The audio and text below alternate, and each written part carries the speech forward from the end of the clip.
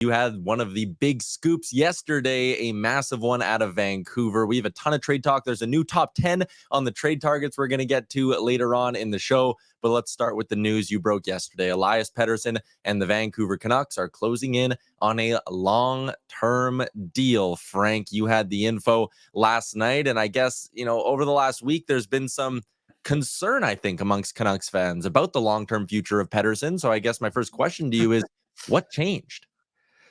Well, it's certainly a massive development for the Canucks because this market was on fire over the weekend and heading into the beginning of this week that I believe Pettersson went to the Canucks and just said, enough of the noise, enough of the nonsense.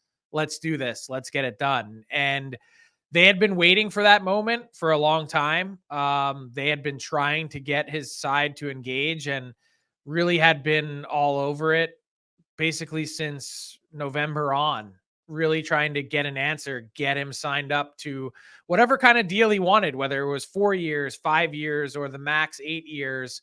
They wanted to ensure that they have their, arguably top player and face of their franchise locked up for the foreseeable future for a team that is in pure Stanley Cup contender mode. So once that happened, again, not done, but it's been a significant development over the last 48 to 72 hours for the Canucks, who have been working hard at trying to nail down and put on the finishing touches of what's believed to be an 8-year deal that, could stretch to $100 million in that range. So it's significant for Pettersson, but it's a huge piece of business if they can get it over the finish line for the Vancouver Canucks.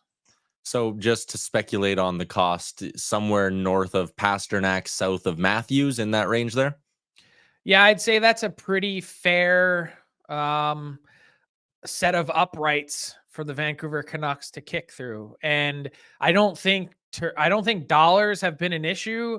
I think the Canucks have been really malleable on almost all of the process here. They just wanted to get it done, whether it's, as I mentioned, term or whatever the AAV looks like.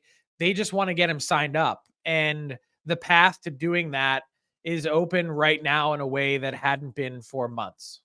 The Canucks and Swedish superstars is certainly a match made in heaven, and it sounds like Elias Pettersson will be spending the bulk of his prime in Vancouver. Quickly on the Canucks deadline plans, you now have this question mark kind of erased when it comes to the long-term future of your franchise. You said it, they are firmly in Stanley Cup contender mode. Do you think Patrick Allvin and Jim Rutherford are getting itchy to maybe add a little bit more to this team now and keep the momentum going? Well, they're always itchy. I mean, they're the most aggressive front office in the league, and I don't think that there's a close second right now in terms of how they've transformed this team over the last calendar year.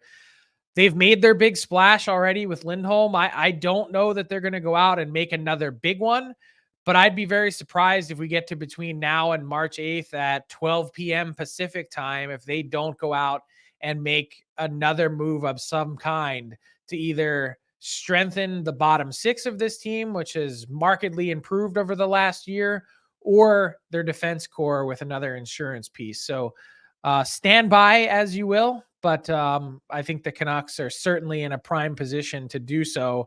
At least now, potentially you could consider some other options that you hadn't before. If you wanted to go after a player that has term, you now have, provided that the Pettersson deal gets done, a much better line of sight on what your books look like for the future.